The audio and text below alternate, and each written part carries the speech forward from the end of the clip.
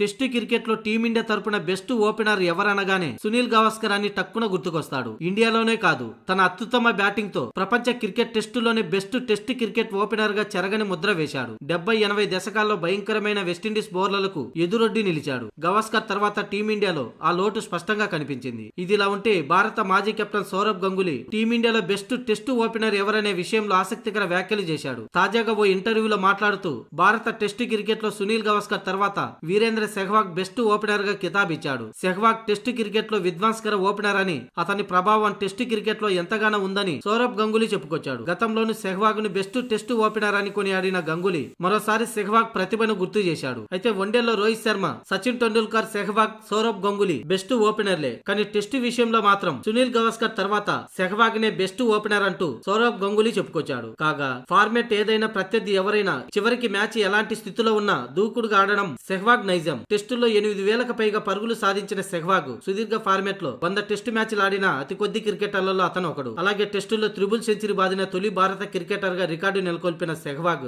2 సార్లు 300కు పైగా mail rain అందుకున్నాడు. అలాగే ఈ ఫార్మెట్ లో మొత్తం 6 డబుల్ సెంచరీలు సెహ్వాగ్ ఖాతాలో ఉన్నాయి.